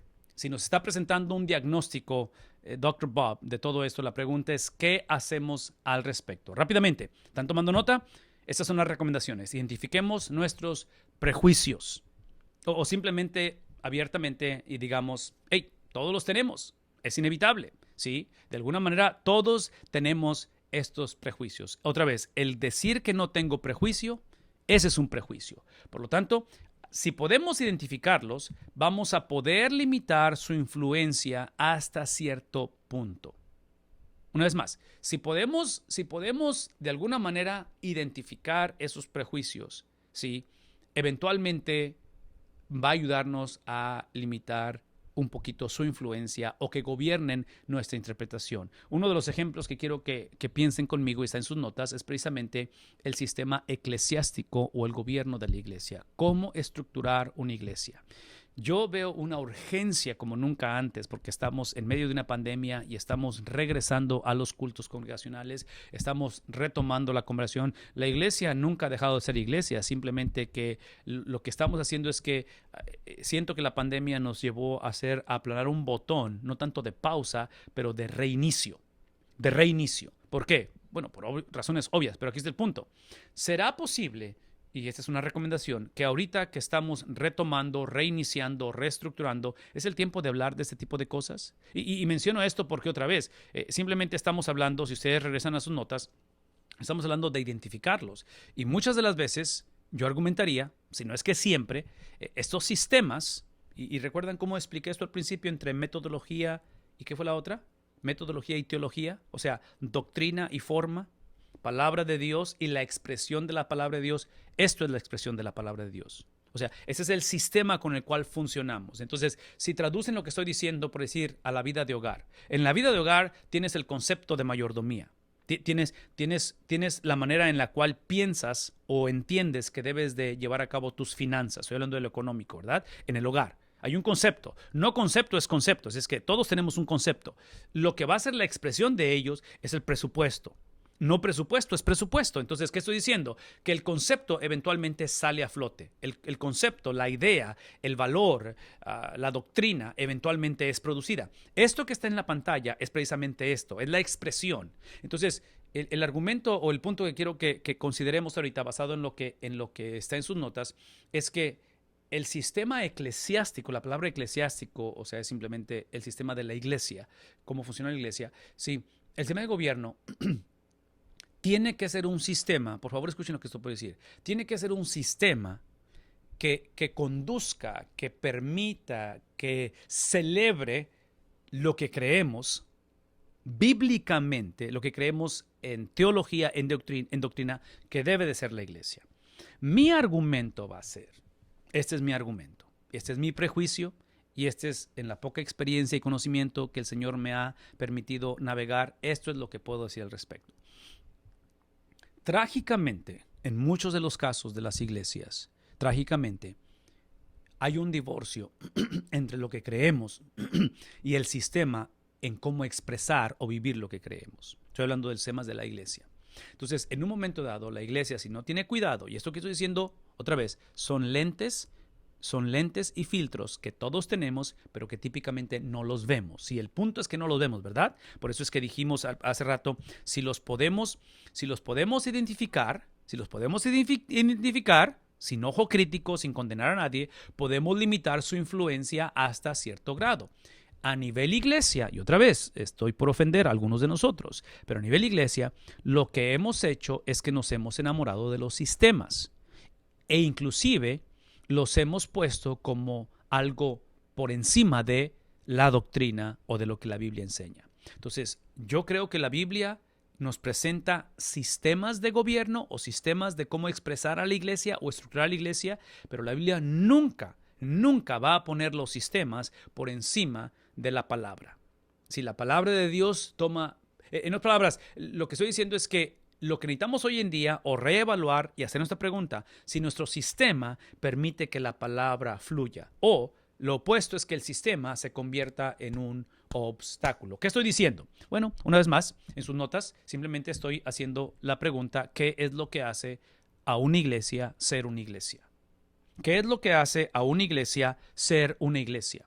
Y históricamente, a través del cristianismo, a través de la predicación del evangelio, hemos entendido tres cosas. Que si uno de estos componentes, lo que la iglesia ha abrazado a través de las edades, los padres de la iglesia, estamos hablando desde cómo se va formando todo esto, son esos tres componentes. El primero es el evangelio. Si están tomando nota, el evangelio es simplemente, escuchen lo que voy a decir, el evangelio es simplemente las palabras que Cristo habló acerca de su persona, predicadas a través de los apóstoles, a través de los profetas, ¿sí? Es la cuestión de la centralidad de la persona de Cristo. El Antiguo Testamento no está mal, está incompleto, porque el Antiguo Testamento apuntaba no hacia una nación, no hacia una iglesia, no hacia un pueblo, apuntaba hacia una sola persona y su nombre es Cristo. Y a través de Cristo viene la bendición de todo eso, ¿verdad? Entonces, Nuevo Testamento, se aparece Cristo, los apóstoles, el Evangelio es simplemente lo que Cristo dijo de su persona, que los profetas anunciaban y que los apóstoles van a llevarlo a la expresión o aplicación de ello. Entonces, ese es el evangelio. Las ordenanzas es el vehículo, los mandatos, por favor escuchen lo que voy a decir, los vehículos del mandato que crean o que nos llevan a vivir o a expresar el evangelio. Porque lo que hace el evangelio no solamente regenera el corazón del hombre, eso es lo que hace una iglesia ser una iglesia. Es la presentación de ese evangelio que reforma, que recrea, que restablece, que regenera el corazón del hombre. Pero la regeneración del hombre, por favor escuchen lo que voy a decir, la regeneración del hombre implica que es regenerado para tener una relación con el Dios de la Biblia y con su iglesia. Entonces, las expresiones de las ordenanzas que llamamos Cena del Señor y bautismo por inmersión son los vehículos para reafirmar esto. Cuando la iglesia no practica estas ordenanzas, la iglesia deja de ser iglesia porque esas ordenanzas son las que nos llevan a retomar la expresión, el simbolismo, la esencia de una vida de pacto. Cuando usamos el término iglesia, la palabra iglesia es literalmente una comunidad de creyentes que literalmente han sido apartados. No solamente es un grupo de personas que anteriormente estábamos apartados de Dios, pero ahora estamos apartados para Dios, que es el punto, de que antes de que conociéramos el evangelio, teníamos un pacto como enemigos de Dios, y el pacto era literalmente con Satanás. Teníamos una relación legal. Nuestra atadura al pecado no era por lo que hacíamos o lo que hicimos cuando teníamos 14 años, 15 años, 22 años. Eso no es lo que nos ató al pecado. Lo que nos ató al pecado no fueron nuestras acciones, fue nuestra condición, fue nuestra esencia. Entonces todos nacemos muertos al pecado por el pecado adánico y por voluntad propia. Nacemos muertos al pecado. pecado, ¿verdad? Entonces, tenemos una relación de pacto. Lo que encontramos en el Evangelio a través de las palabras de Cristo, de lo que dijo de sí mismo, y a través de la obra de Cristo de 33 años, lo que encontramos es que Cristo tiene la habilidad de romper ese pacto, de tal manera que somos libres de ese pacto, pero ese pacto ahora nos libera, y eso es lo que significa la palabra iglesia, es ahora que somos parte de un nuevo pacto, de una nueva comunidad. ¿Qué es el punto? El punto es de que las ordenanzas lo que hacen es que reenfatizan, introducen, ilustran, expresan esa transición de pactos. Entonces, toda persona que esté escuchando el sonido de mi voz o que acaso pueden ver ese video, todos estamos en una relación de pacto. Eso es inevitable. Los pactos son inmutables, no pueden ser quebrados a menos que Cristo se haga presente para sacarnos de ese pacto que teníamos como hijos de Satanás, donde le pertenecíamos, pues no es más, no por lo que hacíamos. Nuestro pecado no nos definió ni nos define, ¿sí? Nuestras acciones. No pecamos, escuchen, nuestros pecados no definen nuestra esencia, es porque éramos o somos pecadores, es que pecamos. ¿Qué estoy diciendo? Que estas ordenanzas es simplemente la proclamación de eso. Y lo último es la disciplina en la iglesia. Y la disciplina en la iglesia está basada en que el estándar es precisamente lo que Cristo dijo de sí mismo y lo que Cristo hizo. El estándar o la meta o la vara de medida no es, por favor escuchen esto, no es la estructura de la iglesia. El estándar de la medida, no el estándar de medida es Cristo. Entonces vean esto, como Cristo es la medida y pecar significa fallar la marca, pecar significa no llegar a ese estándar, es en Cristo que somos puestos a ese nivel donde las ordenanzas nos están recordando, nos están ayudando a expresar ese pacto. Vean tantito. Pero como somos todavía personas de las cuales hemos sido libres legalmente de ese pacto con Satanás y tenemos ahora un pacto con Dios, legalmente existe eso. Satanás, el pecado no tiene autoridad en mí legal. Lo que tiene en mí es influencia. Entonces, como somos una comunidad de pactos apartados para Él, dentro de un contexto, dentro de sistemas, dentro de un cuerpo que todavía es influenciado por el pecado, es que necesitamos la disciplina de la iglesia. ¿Por qué? Porque es cuestión de tiempo que vamos a empezar a comportarnos, a pensar o a sentir como que si no tuviéramos una relación de pacto. Como que si el punto de mi salvación es tener una iglesia, buscar una iglesia que esté de acuerdo con lo que yo quiero, con lo que yo pienso, como yo digo, la manera en que fui criado. Si vemos otra vez, es otra vez que en medio de todo esto, continuamente vuelven a surgir o a resurgir otra vez mi apellido, mis intenciones, mis anhelos, mis sueños. Estoy hablando de mí, ¿verdad? Entonces, ¿cómo navegar todo esto? Es lo que creemos que hace una iglesia, una iglesia. La pregunta es, ¿cómo le hacemos? ¿Qué hacemos al respecto? ¿Cómo estructurar la iglesia? ¿Cómo crear un sistema de iglesia? Y en este caso yo lo vería de una manera integral de hogar, donde lo que creemos doctrinalmente pueda ser expresado. No sé si estoy siendo claro en lo que el punto que estoy tratando de presentar. ¿Cómo le hago que si esto es lo que la Biblia me enseña, cómo le hago para tener un sistema que me permita expresarlo, que me permita tener el impacto, que me permita literalmente llevar a cabo la misión por la cual somos iglesia? Uno de los libros que hemos recomendado anteriormente es este libro que habla acerca de cómo el moldear, la palabra shaping tiene que ver con moldear las cosas que están por venir. Los autores es Frost and Hirsch, Alan Hirsch. Y en ese libro lo que él hace, él habla un poco acerca de la estructura de la iglesia, que ellos consideran que es la manera en que se hace esto. Y ellos usan Efesios capítulo 4, versículos 11 en adelante. Y lo que hacen es que presentan esta tabla, que está en sus notas, en las cuales presentan estas 5 funciones, tanto de apóstol, profeta, evangelista, pastor y maestro, los cuales los presentan como funciones dentro de la iglesia. Y cuando hablamos de funciones, es obvio, por favor escuchen lo que voy a decir, cuando hablo de funciones, como en el hogar, cuando pienso en una mamá, pienso en un papá, pienso en un hijo, son diferentes funciones, pero la diferencia entre funciones no altera ni cambia el valor o la esencia del individuo. Entonces, simplemente porque es un recién nacido, a diferencia que tienes un abuelito de 78 años, ¿sí? Delante de Dios, ¿quién tiene más valor?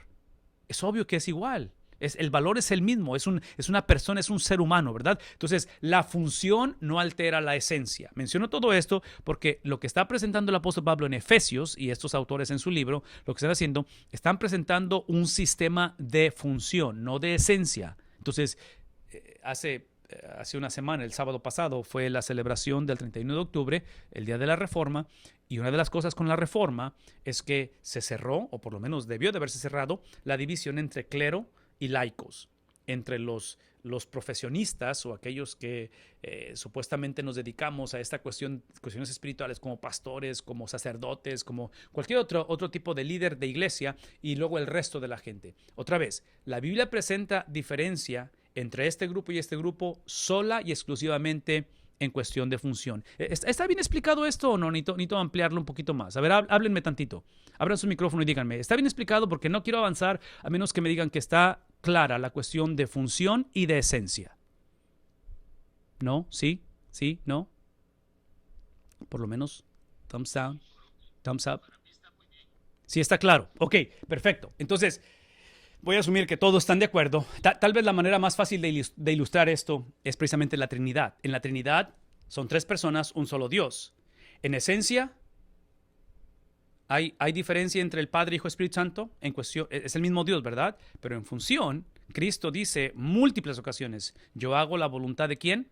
De mi Padre. Yo hablo las palabras de mi Padre. Estando en el huerto Getsemaní, no mi voluntad, sino la noche que va a ser entregado, la tuya. ¿Qué estoy hablando? Estoy hablando de alguien, estoy hablando de la segunda persona de la Trinidad, que es Dios mismo, sometiéndose a la primera persona de la Trinidad. ¿Qué estoy diciendo? Que hay diferencia en función, ¿sí? Cristo habla y dice, el Espíritu va a revelarles todo lo que yo les he dicho. Entonces está hablando de cómo el Espíritu se somete al Hijo, el Hijo se somete al Padre, pero esas sumisiones que tienen entre ellos no altera, no hace al Padre como el Dios número 1 y luego Dios número 2. Sí, eso sería herejía. No creemos en 3 dioses, no somos politeístas, somos monoteístas. Es un solo Dios, pero diferentes funciones. Menciono todo esto una vez más porque la confusión que hay hoy en día en racismo, la confusión que hay hoy en día en el papel que juega la mujer, los niños, los varones, la ideología del género, o sea, toda esta confusión que hay, véame tantito. Esta confusión que hay, yo argumentaría que no solamente es el producto de autonomía, que trágicamente la expresamos, la autonomía la expresamos confundiendo esencia con función. La autonomía es expresada diciendo yo formo mi propio criterio, a diferencia de lo que Dios ha establecido, por lo tanto, a mí no me van a decir qué hacer. El hecho de que sea él varón y que gane más que yo puede argumentar la mujer. En fin, ustedes saben de lo que estoy hablando. Es un problema. El feminismo, el abuso que el varón ha puesto sobre la mujer, el padre que abusa a sus hijos. Todo eso es una confusión entre esencia y función basado en autonomía. El apóstol Pablo, escribiendo los Efesios, capítulo 4, y otra vez versículos 11 en adelante, va a tratar, después de enseñar 3 capítulos, 1 al 3 en Efesios, va a introducir ahora sí la expresión, la forma, el sistema, ¿verdad? Porque hemos hablado de lo que es esencia, de lo que es teología y lo que es metodología. Entonces, en metodología está presentando estas 5 áreas de apóstol, profeta, evangelista, pastor y maestro, de lo cual, una vez más, escuchen lo que estoy diciendo, está hablando de función, de tal manera que en esa función, el libro lo expresa de esta manera, con esta gráfica, donde en lo rojo están precisamente estas categorías o estas responsabilidades o estos dones. En lo azul también son los mismos, pero la diferencia entre lo rojo y lo azul es la función. Entonces, lo que está diciendo el apóstol Pablo está hablando de cómo estas 5 funciones o estas 5 llamamientos o estas 5 categorías a nivel de liderazgo son para equipar, entrenar y capacitar a los santos. Los santos vendrían siendo la iglesia, lo azul, para la obra del ministerio. La implicación es de que la iglesia, cuando vienes a Cristo, no estamos capacitados. Es lo que hablamos del imperativo, es lo que hablamos del discipulado, es lo que hablamos de literalmente tener una generación de líderes, vean lo que estoy diciendo, líderes que califiquen para llevar a cabo la expresión, para llevar a cabo la estructura, crear el sistema que mueva a la iglesia, y Pablo hablando en Efesios, que lleve a la imagen, a la estatura del varón perfecto que es Cristo. Porque esa es una expresión, eso es algo que somos llamados para hacer colectivamente.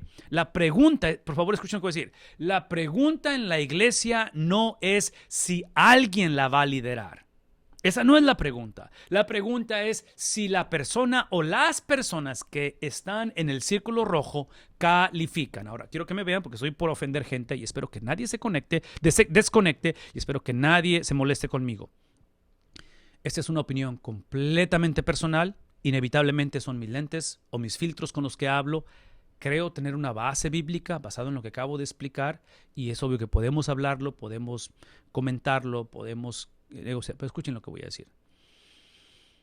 Cuando la iglesia se estructura a través de comités, y si vienen de un contexto como el mío, saben exactamente de lo que estoy hablando.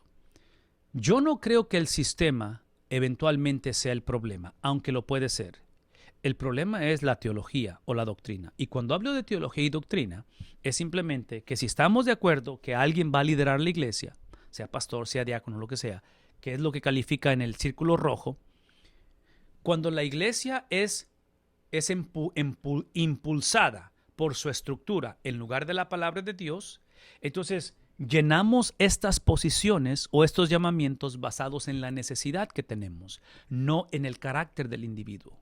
No sé si eso tiene sentido, pero si pudieran ilustrarlo en la manera de la soltería o del matrimonio, es simplemente la persona que se casa porque no quiere estar solo y no se fija con quién se casa. Y es así como que, espérame, aquí el punto no es evitar la soltería y simplemente casarme con alguien. Aquí el punto es ¿con quién? Porque otra vez, como el punto no es evitar la soltería ni el matrimonio, ¿el punto qué es? El punto es Cristo, ¿verdad? Entonces, el matrimonio, como cualquier otra cosa, es el vehículo a Cristo. El punto es caminar en similitud a Cristo y en unidad mutua. Eso es lo que es el matrimonio. Entonces, si la meta no está definida, es obvio. Si la meta no está definida, si el punto hacia donde va esto no está definido, es obvio que eso justifica que empecemos a negociar tanto doctrina como sistemas. Entonces, ahí es donde la persona dice, hey, ¿qué tiene de malo si nos amamos? Aunque seamos dos varones o dos mujeres, porque ¿quién eres tú para negar nuestro amor? Y aquí el punto no es amarse, aquí el punto no es lo que sentimos, aquí el punto es lo que Cristo siente, lo que Cristo dice. Entonces, ya sea un matrimonio entre una dama y un varón, ya sea un matrimonio entre dos personas, no importa, por favor escuchen, aquí el punto es Cristo. La pregunta es, ¿qué es lo que Cristo dijo del matrimonio? ¿Qué es lo que Cristo dijo de la iglesia? Y si nuestro sistema y teología no se alinea con eso, vamos a tener un problema muy serio. Aparentemente existían esos problemas en la iglesia de Éfeso. Por eso encontramos esta enseñanza. De tal manera que lo que otra vez el apóstol Pablo introduce y nos recuerda es de que importante que es la estructura, tiene que tener una base teológica, tiene que tener una base que vaya más allá de la estructura. La estructura potencialmente negociable, la estructura potencialmente, inevitablemente va a presentar los filtros de la cultura o de sus líderes, pero lo que no puede ser negociado y no puede depender de los filtros, por eso la interpretación de la Biblia es extremadamente importante, es la esencia de la palabra de Dios. Si eso lo pueden traducir al hogar, y digo el hogar porque la Biblia presenta la vida de una manera integral. En la Biblia no hay tal cosa como vida personal y vida pública. Esta es la manera en que yo vivo en mi casa, este es mi dinero, esos son mis hijos, otra vez es mi... No, eso no existe. En la Biblia es en su totalidad, de tal manera que si piensan a nivel de hogar es exactamente lo mismo. En el mundo ideal, en la perspectiva bíblica, el hogar se estructura donde en función, ¿sí? Encontramos igualdad en esencia, pero no en función. Y es obvio que la Biblia te presenta la cuestión del padre y del varón como la cabeza del hogar y toda esa cuestión. Y otra vez, yo sé que son temas controversiales, yo sé que muchas damas en nuestra generación no les gusta este tipo de temas, pero véame tantito, por favor. Acabo de decir cómo la Trinidad ilustra esto. Número 1. Número 2. Acabo de invertir bastante tiempo tratando de explicar que estos sistemas simplemente son para que desplieguen la esencia. El punto no es el sistema. El punto es la esencia, el punto es la doctrina, el punto es la autoridad no está en el sistema, no está en la estructura, la autoridad está en Cristo, en lo que Cristo dijo. Ahora, menciono todo esto porque inevitablemente, y aquí es donde quiero ser sensible a esta conversación, inevitablemente, aun cuando creemos que estos sistemas expresan la palabra de Dios, expresan la enseñanza, Pablo hablando a los Efesios, y hay otras referencias en la Biblia, desde el principio de la creación hay una estructura, ¿verdad? Hay una estructura. Pero vean lo que voy a decir. La contraparte de lo que estoy diciendo es recordar que esos sistemas, aun cuando son o pueden ser bíblicos, van a ser ejercidos en un contexto donde hay disfuncionalidad. Porque hablar de un padre, hablar de una madre, hablar de hijos, es obvio que somos seres imperfectos. Que no va a haber tal cosa, independientemente del tema, una expresión del sistema en perfección. No va a haber. En palabras, lo que estoy diciendo es que potencialmente en el hogar va a haber abuso. Potencialmente en el hogar va a haber rebeldía. Potencialmente en el hogar va a haber división. Todo eso, pero eso no altera la esencia. Simplemente porque pasamos por un divorcio o tenemos un hijo o una hija que simplemente no quiere nada con el Señor, eso no altera lo que la Biblia enseña con respecto al hogar. Lo mismo a nivel iglesia. Entonces muchos, trágicamente, conforme escuchan este mensaje, muchos trágicamente, ahorita en este momento, no queremos saber nada de la iglesia por la experiencia que tuvimos. Hijos de pastor, hemos sido lastimados, han sido lastimados, esposas han sido lastimadas en la iglesia. Ha habido disfuncionalidad y cosas que nunca debieron de haber sucedido. Por favor, escúcheme esto. Es por eso que sin minimizar lo que te ha pasado, sin minimizar la posibilidad de lo difícil que va a ser un hogar o que es un hogar. Muchos de ustedes, otra vez, millennials, solteros, Gen Zs, la generación Z, entonces, muchos de ustedes le están sacando la vuelta a la formación de un hogar por lo que vieron que les pasó a sus abuelitos, por lo que vieron que pasó con papá y con mamá. Y todo eso es legítimo, pero la autoridad no está en la experiencia. La autoridad está ¿en qué? En la experiencia de Cristo. En cómo Cristo navegó a la familia, cómo Cristo navegó, y entre paréntesis, cuando hablo de Cristo, y otra vez solteros, véanme tantito, la soltería no es un problema, ni es una maldición, ni es una disfuncionalidad. La soltería es un regalo de Dios. ¿Qué estoy diciendo? Que importante que es el matrimonio, y la mayoría de ustedes se van a casar probablemente porque parte del asunto que se van a casar o que deben de casarse es porque no fueron diseñados para vivir para tener el don de contenencia, o sea, fueron diseñados para tener una relación con alguien. Véanme tantito. Si no aprendemos a vivir la esencia del evangelio y expresarlo en sistemas correctos como solteros, el matrimonio no soluciona eso mágicamente. Encontrar o casarte con alguien y piensas tú, ahora sí, cuando me case vamos a comprometernos a servir, vamos a ir aquí y allá, y aun cuando él quiere ser pastor o ella quiere ser misionera, todo eso es válido y qué bueno y el Señor los bendiga, pero no hay nada mágico. En otras palabras, todo lo que estoy diciendo es que estos principios tienen que vivirse antes de. Por eso, como iglesias, cuando se trata, otra vez, cuando se trata del gobierno de la iglesia, es ahí donde yo invitaría y argumentaría que cuando la iglesia trágicamente no tiene pastor, no tiene líderes, o pierde sus líderes, o pierde sus pastores, cualquiera que sea, tiene que revisar o tiene que considerar bien con quién se está comprometiendo. Porque estás trayendo a este individuo y viceversa, el pastor con la iglesia, porque estás creando esta fusión de la cual va a depender de lo que creen doctrinalmente y lo que creen en la expresión de esa doctrina. En este caso, uso la analogía de hogar y de iglesia porque, una vez más, la Biblia lo presenta, como dijimos, de una manera integrada. No existe tal cosa como yo voy a ejercer mi ministerio en la iglesia, pero el hogar está de cabeza. Eso no existe. Trágicamente es la realidad de muchos contextos e iglesias, pero eso sucede por sistemas no saludables o por teología no sana. Y yo te diría con eso de no solamente la bendición de haber tenido un padre que a temprana edad, obviamente, él tuvo la oportunidad y el privilegio de usar el sistema del hogar, porque la palabra clave aquí es padre. Entonces hay un sistema donde está presente, donde él está, otra vez, la idea aquí es de que como padres, esa autoridad con la cual él te habló a la edad de 6 años y te dijo, aquí está la Biblia, y en esa etapa de tu vida, teniendo la capacidad o la habilidad de obedecer la instrucción de alguien, en un momento dado, lo que está haciendo es que está usando su sistema o su estructura o su autoridad como vehículo hacia algo más que esa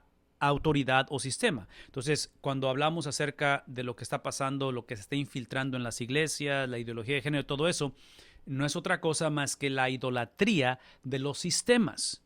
Y cuando hablo de los sistemas, es porque ahorita nosotros que estamos a horas, o tal vez a un día, no sé a cuánto estemos, pero muy cercano a declarar un nuevo presidente, la elección de este presidente que viene está basada en el concepto de un sistema de gobierno que permite que sus ciudadanos voten. Y otra vez, esa habilidad que tenemos de votar, esa habilidad de expresar nuestro voto, es obvio que no significa que podemos hacer lo que querramos en este mundo, porque la otra parte de ello, si yo quiero vivir de una manera autónoma, manejar en la calle como yo quiera, eventualmente voy a ir a la cárcel, probablemente. ¿Qué estoy diciendo?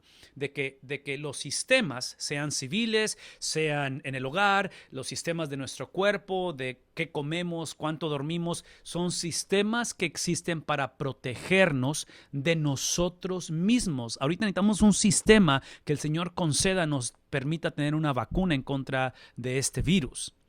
Entonces, ¿qué estoy diciendo? Que en el concepto de autonomía, lo que hace la autonomía, y en este caso usando la analogía de tu papá, como varón, como padre, si él hubiera decidido usar su sistema o su posición de una manera autónoma, no solamente va a idolatrar su posición, pero terminas lastimándote a ti mismo y lastimando a los que amas. ¿Qué estoy diciendo? Véame, eso es lo que estoy diciendo, porque necesito moverme.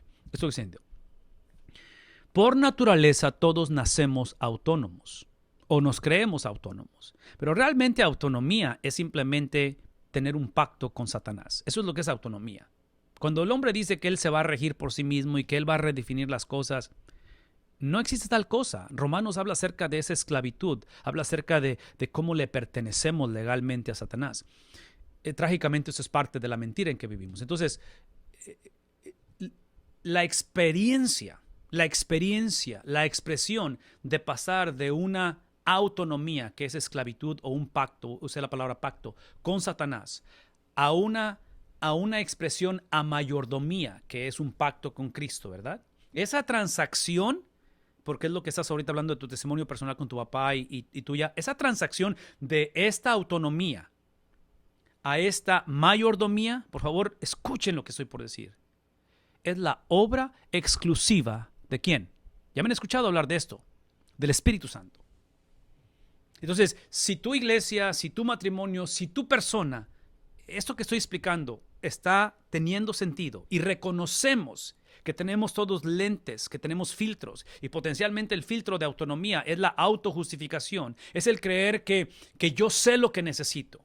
Que yo sé qué hacer en medio de esto y por eso en cuestión de sistemas abrazo los que me convienen, me junto con... Sí, otra vez, si ese es tu caso, yo invito que cada cristiano, no importa quién sos, que reconozcamos que para llevar a cabo esto que estamos compartiendo, para hacer de nuestras vidas y tener ese testimonio donde la cosa cambió, donde hubo una transformación en el hogar, donde el hijo finalmente, donde los suegros finalmente, para que eso suceda, de autonomía a mayordomía, tenemos que literalmente depender exclusivamente de la obra redentora del Espíritu Santo.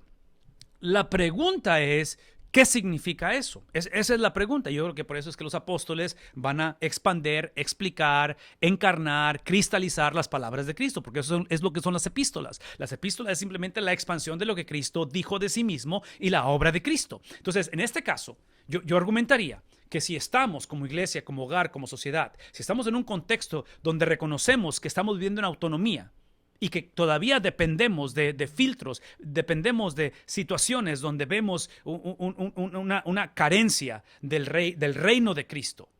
Y si estamos conscientes que necesitamos transicionar, que tenemos que ir de un pacto a otro pacto, la invitación es que nos arrepintamos simplemente.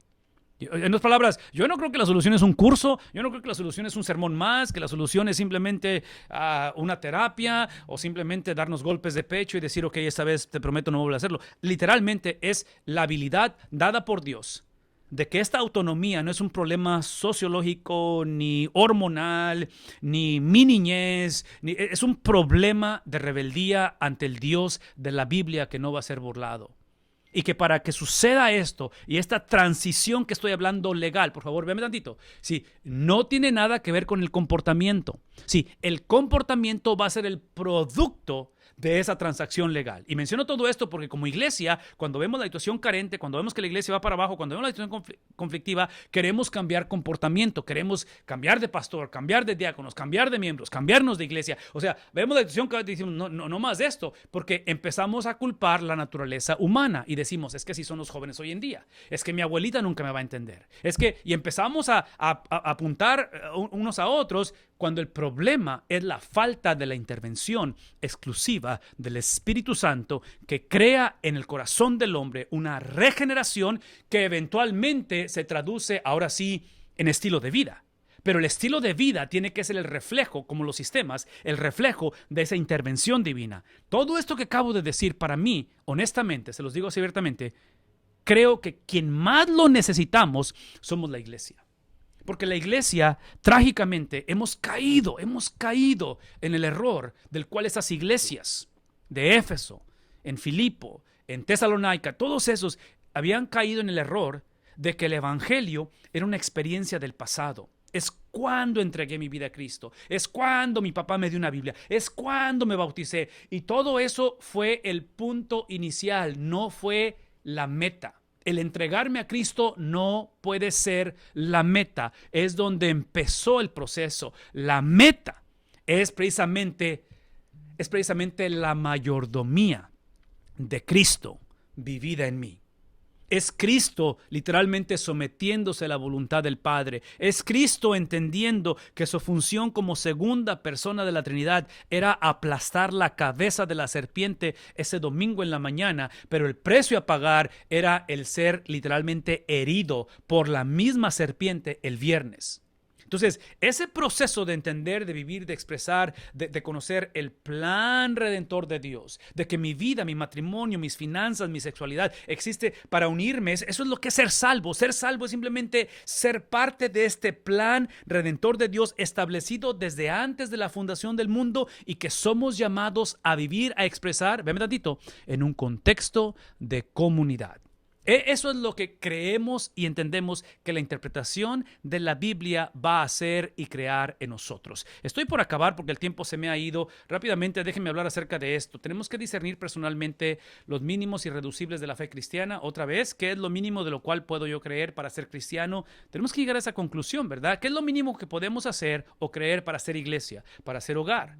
Y menciono todo esto porque otra vez, cuando la iglesia, el hogar es gobernado, cuando la comunidad, o sea, es gobernado por autonomía, véame tantito, cuando es gobernado por autonomía en lugar de mayordomía, el problema no son los mínimos, el problema es que cada quien tiene sus mínimos. El problema no es el matrimonio, es que cada quien tiene su definición del matrimonio. El problema no es el gobierno, el problema es que cada quien tiene su... ¿Sí captamos eso? El problema no es la iglesia, el problema es que cada quien tiene su definición de iglesia. Entonces, la pregunta aquí es que basado en la palabra autoritativa del Dios de la Biblia, a través de su espíritu, trayendo esta palabra, expresándola a través de estos autores originales, tenemos que llegar a ese punto de cuáles son los mínimos, de tal manera que tenemos que diferenciar entre lo que es el indicativo, lo cual no es el imperativo. Sí, hace 500 años, el 31 de diciembre pasado, 31 de octubre pasado, que fue el sábado pasado, se celebraron 503 años de que sucedió que hubo una aclaración de esto. Por favor, escuchen lo que voy a decir, porque aquí quiero que piensen en los mínimos, ¿sí? En los mínimos. O sea, ¿qué determina qué es lo mínimo para yo ser lo que soy? Para yo vivir lo que tengo que vivir. El problema fue hace 500 años, es que la iglesia confundió esto. Y la iglesia, creyendo y afirmando que la salvación era por fe, la iglesia nunca afirmó que era por obras, es que la iglesia lo que hizo, eso es lo que los reformadores lucharon o se lanzaron a defender y a crear todo esto que tenemos hoy en día, que somos el producto de ello, es que la iglesia afirmaba salvación a través de fe en Cristo. Pero era fe en Cristo que llevaba al cristiano o a la iglesia a literalmente caminar en esa santificación. El problema con la iglesia es que la iglesia hace 500 años lo fusionó. Y la iglesia predicaba que la salvación era fe más la santificación. Y los reformadores dicen, no, porque entonces estás declarando o determinando que es una fe propia. Y esta fe o esta justicia no es propia, es de alguien más. Es algo que es foráneo. La implicación es que la salvación del hombre no es su santificación. Por eso es que dije hace un momento que dejemos de tratar de cambiar a ella, a él o a mi persona. Si no somos salvos, tenemos que entender que la salvación no es lo que hago. Sí, la salvación produce una acción, produce un imperativo, pero La salvación es exclusivamente lo que Cristo hizo. La salvación es exclusivamente lo que Cristo dijo. Entonces, ser salvo, el indicativo es tener la habilidad sobrenatural dada por su espíritu, porque es un espíritu foráneo, ¿verdad? No es simplemente el deseo del ser humano de cambiar, no es simplemente que los reformadores vieron la situación y dijeron, wow, esto merece cambio, hay que lanzarnos a cambiarlo. Eso no fue lo que sucedió. Los reformadores, lo que sucedió con ellos es que a través de ¿qué cosa? De la palabra de Dios, entendieron la iluminación del espíritu, un espíritu foráneo, no el espíritu de ellos, el espíritu foráneo, el espíritu del Espíritu Santo, literalmente les revela, y basado en la revelación, basada en el carácter de Cristo, vieron a la iglesia y dijeron, esto no puede seguir así. Entonces, ahora sí, el imperativo está basado ¿en qué? En la conducta de Cristo, no en la necesidad de cambio. Entonces hoy en día, trágicamente, creo que hemos regresado a lo mismo. La iglesia, como nunca antes, necesita otra reforma. Y la reforma no es tanto en que necesitamos ir a plantar iglesias y misiones, todo eso es necesario y necesitamos hacerlo. La reforma es en doctrina. La reforma es declarar ahorita, en este momento, que importante que son los sistemas, importante que es la conducta, importante que son las finanzas, importante que es el perdonarnos unos a otros, importante que es todo lo que tenemos que hacer. Importante.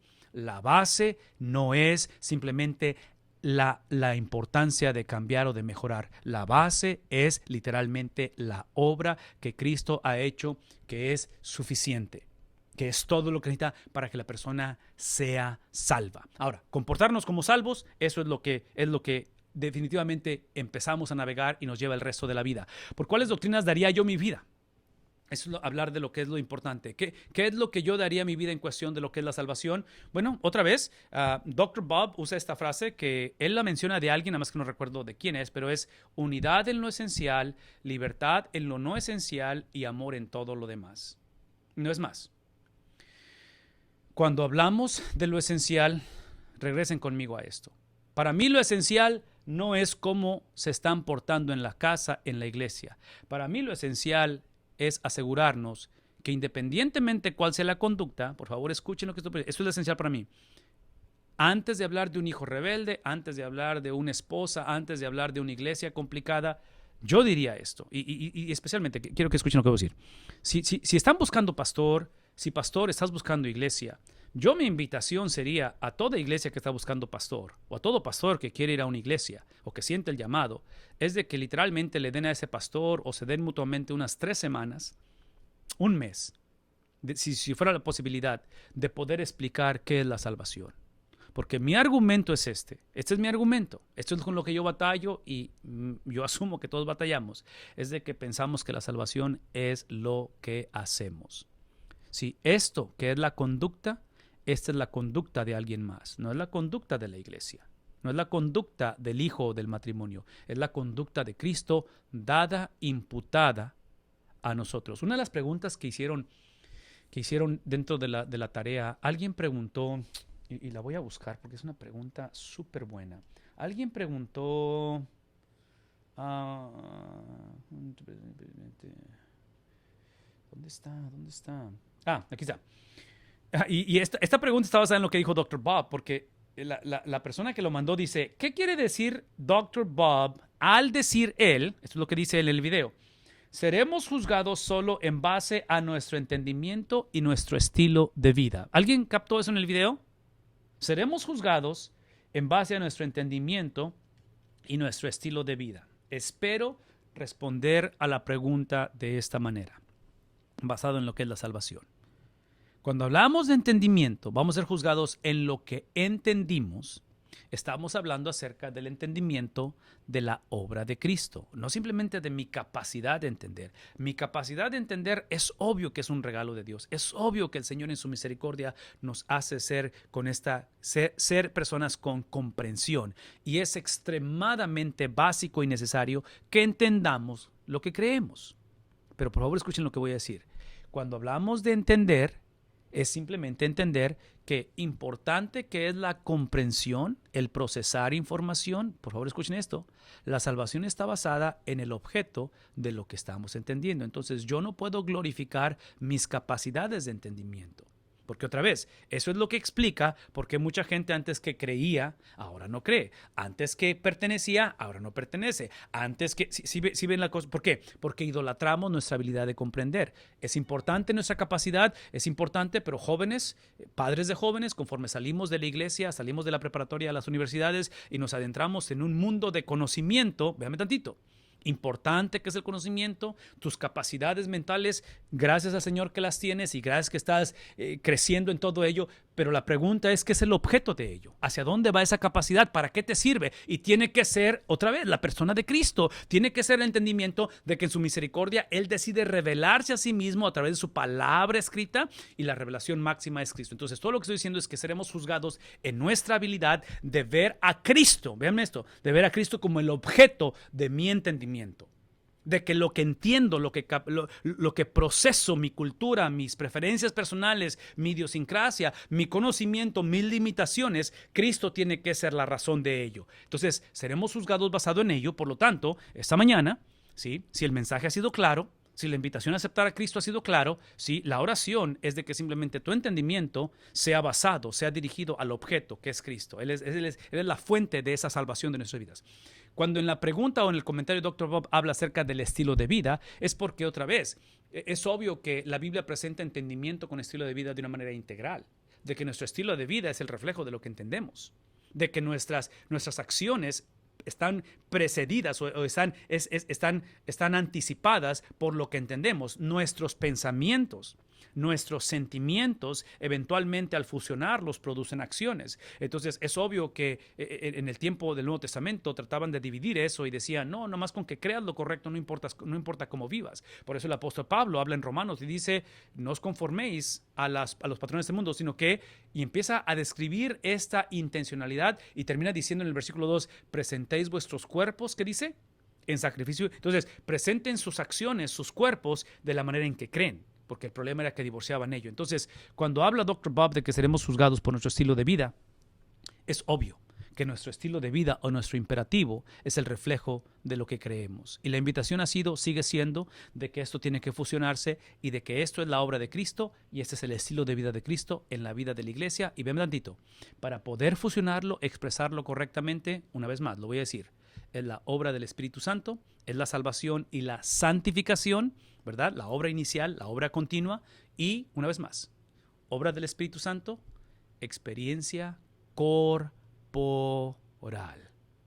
No hay manera de poder expresar la totalidad del Evangelio. Sí, de una manera personal lo llevamos, lo experimentamos, pero esa no es la meta. La meta no es ser salvo, la meta es vivir como salvo. La meta no es simplemente decir, tengo la seguridad que voy al cielo. La meta es traer el cielo a la tierra. La meta no es simplemente decir, creo en Cristo.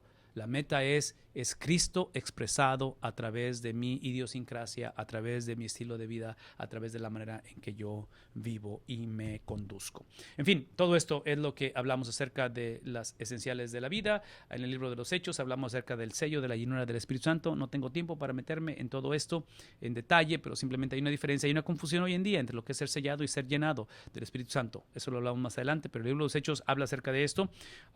Lucas va a narrar lo que sucedió, no tanto lo que debe de pasar. Y todo eso lo menciono porque hay confusión en ese tipo. Una mala interpretación de la Biblia va a tomar libros de la Biblia donde la narrativa es descriptiva, que está narrando lo que sucedió, y lo hacemos prescriptiva. Esto es lo que tiene que suceder. ¿Cómo saber la diferencia? Interpretación de la Biblia.